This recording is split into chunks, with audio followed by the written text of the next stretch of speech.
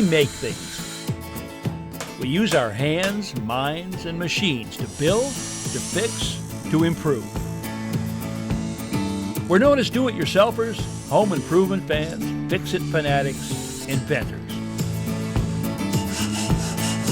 At our core, though, we're all makers. So let's jump in and make something. Well, if you're a dog lover or know someone who is, you gotta love this show. It's all about making your pet safe and happy, from a below-ground fence to a two-room doghouse with all the comforts of home. This episode of House Calls is going to the dogs. Well, they say good fences make good neighbors, and I gotta think that's especially true if you've got dogs like I do. And if that fence is invisible, I gotta think it makes even better neighbors. Hi, my name's Woody. The city is where my pal Sammy and I grew up, 22 stories up to be exact. Now the view was fine, but the outdoor space was a little cramped, and we never ventured into the concrete jungle without leashes. Sometimes it got to be just too much. And when we did find grass, well, it usually wasn't dog friendly. But the move here to the country changed all that. Ah, freedom, wide open spaces, the smell and feel of turf, and room to run, run, run. And with all this space to explore, why should we stop at a stone wall? Ron, though, says we need to have boundaries, so he's called Todd Brown over. Something about a fence that won't be seen. Right now, they're talking about where it should go. This is where all the ticks are. What's the issue with ticks? Well, the ticks actually will migrate out from the wood line at least 5 or 6 feet. At least They're 5 more From where the in grass woods, stops. from where the grass ends and all the right, woods so let's begin. just put it like under the tree line right here. That's a good 5 feet. If the dogs get ticks, you're going to the vet.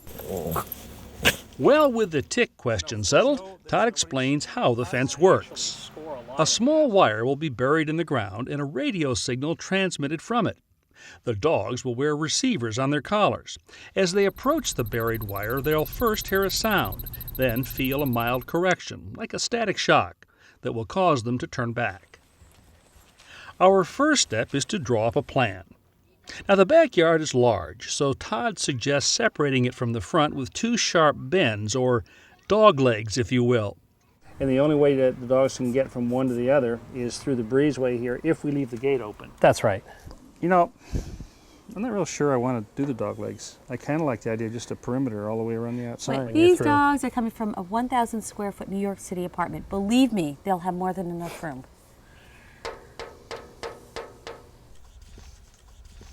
Okay. Okay? I'll fight in a different battle. Okay. Yes. Well, with that resolved, our next step is to temporarily mark the fence location with flags.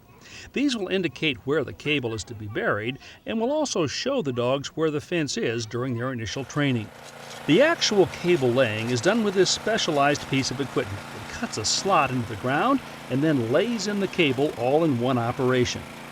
The process is surprisingly fast. In our case, we bury over 1,000 feet of wire in less than half an hour. Until... This is one heck of a machine. Sure It's is. not going to get through that, though. No, it will not get through that. So what do we do here? You can rent a saw from your local tool rental place.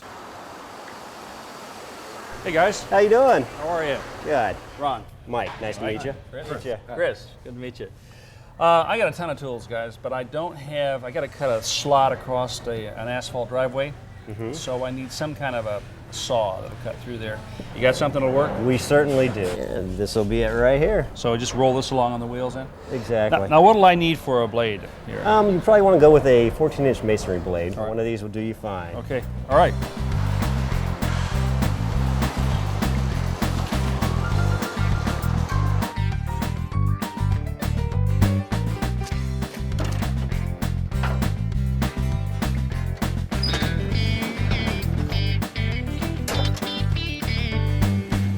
What's step one? Well, we need to snap a chalk line. Go ahead and snap.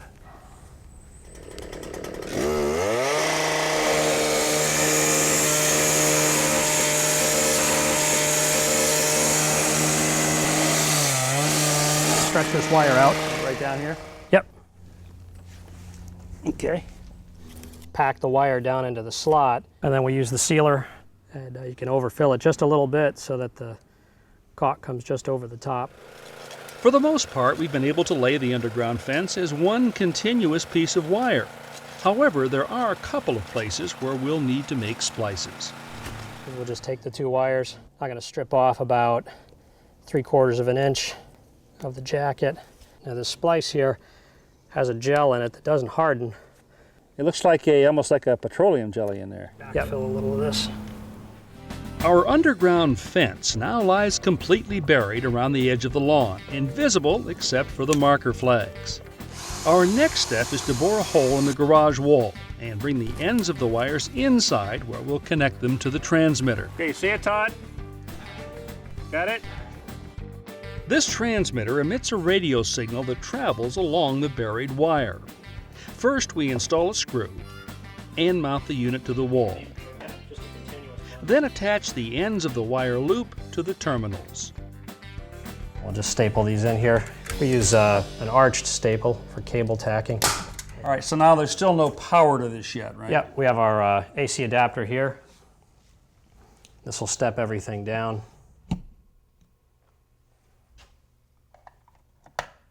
Now we've got 2 indicator lights on here. We've got a power light that lets us know that everything is on and working, and we have a loop indicator that tells us that the loop is continuous all the way around. Well, the power is on and the indicators say the fence is working. But before I slip the receiver collars on the dogs, I decide to check out the correction myself. All right, can I try? Sure. Can I actually feel it? Yeah, it can. I hate getting shocked. Stand right there. Ah! You know, it didn't hurt. It just surprised me. It's enough to get your attention. Yeah, I was like, hey, hey, hey, you know? And that's what it's supposed to do, right? That's correct. Now that everything's installed, we can start the training. Is it going to be unpleasant for her? Not generally. When we do the training, The prongs don't poke into her neck? they don't. They rest on the surface. We're going to give Sammy just the opportunity to hear the tone, and as we approach, should start hearing the beep. She's hearing the beeping. She's looking around. Good girl, Sammy. Good girl. Good girl, Sam. Yay. Did she turn around because she heard the beep? She heard the beep. She got into a little bit of the correction and started to back away. Although it probably wasn't evident to you, I saw her turn her head a little bit as she approached the boundary. Once it starts correcting, at the low levels, you can almost not even feel it. It's like feeling static shock off of like a doorknob in the wintertime, but much milder than that. Well, Sammy gets high marks for her first lesson. Now it's Woody's turn. I'll walk him up. He should be hearing the beeping right about here. I hear the beep. He's getting the correction. Good boy, Woody. Yay! Good boy, Good Woody. Things happen differently with every dog, and sometimes we can make adjustments on the fly. He's pushing me to the No, I'm not. I want you to get closer to Todd. I have a better shot here. There you go. You have to go there to be flat. You have a collar on. This dog learns so much more quickly than somebody else in our family.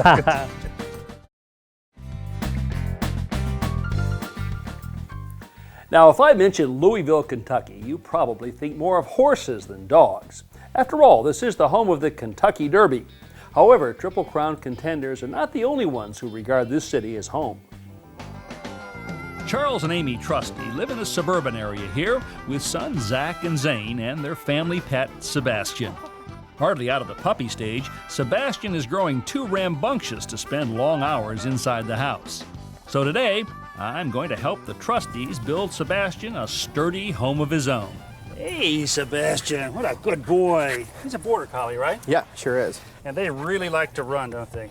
Yes, he has a lot of energy, and that's why we're wanting to make him an outside dog.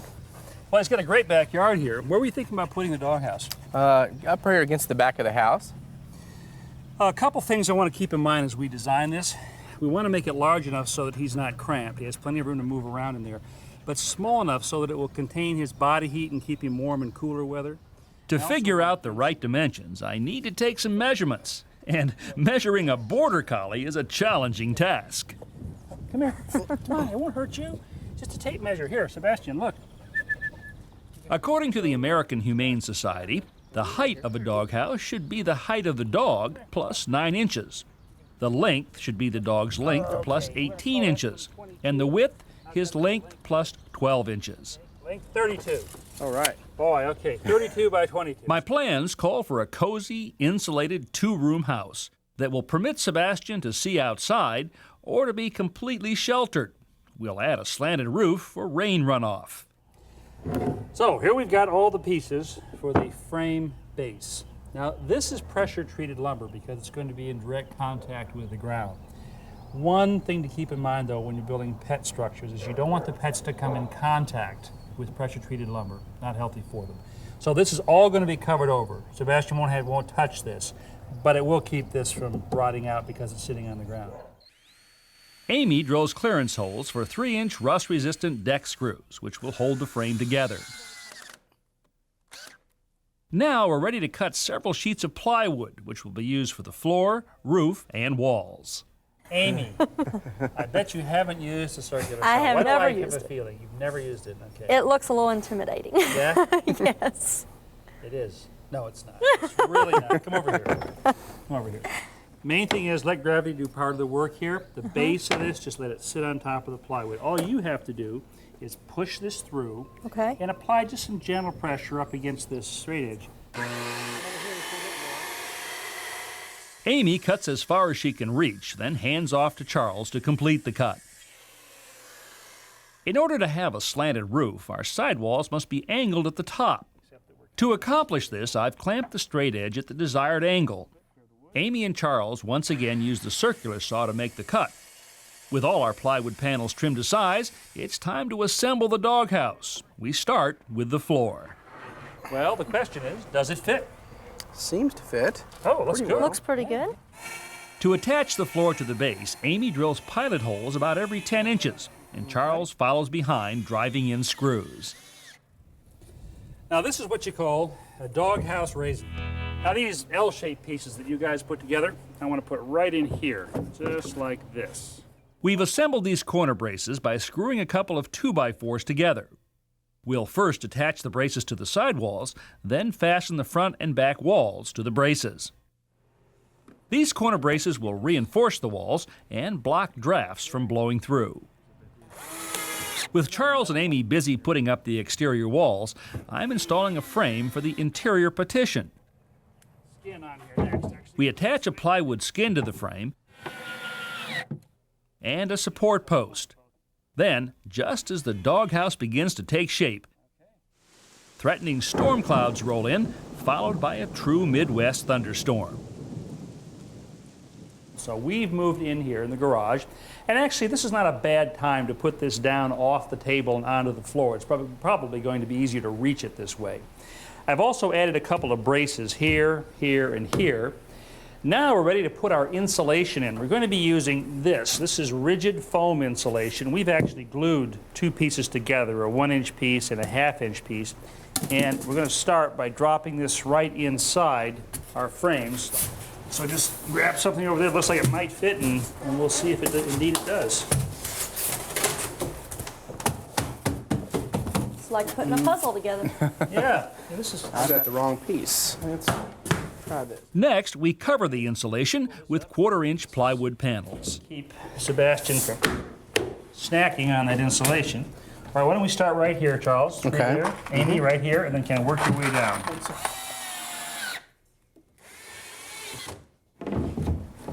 Telling you, it's feeling snug as a bug in here right now. Let's start at the bottom, guys. Okay. So do you think Sebastian's going to be happy in here? Well, if Sebastian isn't, I'm sure our 4-year-old will be. You know, that thought occurred to me. It's Yeah. almost a playhouse. If it was much bigger. All right. You know, could we call Sebastian for just a second? I Sure. wanted Come on, to Master. consult with him about this. Hey! Hey, buds. Listen, I want to decide how to make your door. So, what do you think? I'm thinking like something maybe just above your back, right here. Would this be okay up here? And up here? Would this be all right? yes. Oh, that's nice. Okay. He says yes. All right, great. With Sebastian's specifications outlined on the wall, Amy cuts the doorway out with a jigsaw, and we screw the final wall section into place. Next, the roof goes on. We allow a slight overhang to keep rain runoff away from the walls, then cover the plywood with water-resistant roofing felt or tar paper, which we attach with staple tackers. We also add a drip cap along the edges of the roof. This L-shaped piece of metal prevents water from seeping under the shingles and into the edge of the plywood. All right, time to do those shingles now. Finally, we nail our shingles into place, starting at the bottom and overlapping each row. Well done. Well, the rain stopped and we've moved the doghouse out in the yard where it's going to live. And we've added a hinge along the rear edge of the roof. The reason for that is it makes it real easy to clean by simply lifting up the front edge like this.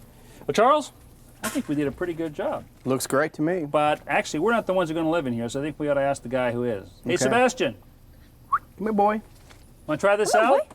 How about a little Look at food? this. Just sort of a, yeah, Look at yeah, that. a welcoming dinner in there. How What about do you that? think? To make having dinner in your new house.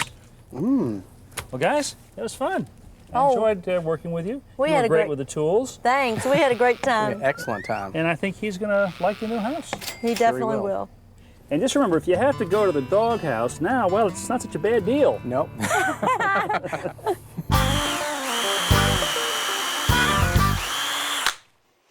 Now, if you've got to drill several holes to exactly the same depth, here are 3 simple depth gauges you can make from things you'll find right around the shop. Technique number 1 calls for tape. Now, you can use just about any kind, but I like something, well, cheery. I wrap the tape around my drill bit at the depth I want the hole. Then go ahead and drill, stopping when the edge of the tape reaches the surface.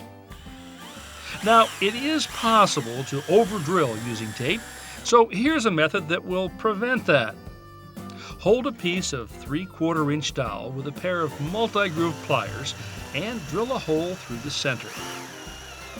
Trim the dowel to the length you need it and slip it over the bit. Now, when you reach your desired depth, the drill will stop on its own.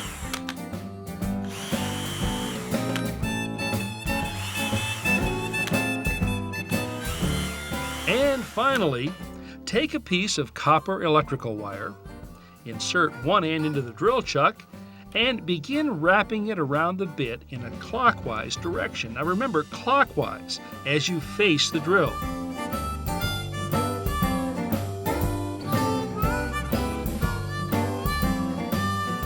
When you've wrapped the wire you need, use a pair of needle nose pliers to tuck the end in place. When you drill, you'll have both a visual and mechanical stop. I picked this up from the folks at the Airstream trailer plant. Hey, thanks, guys. Well, there you have it. 3 simple ways to make depth gauges for your drill: tape, stop block, or wire. To view today's projects again, visit ronhazelton.com, where you'll find hundreds of how-to videos available 24/7. Free home improvement videos online 24 hours a day, 7 days a week.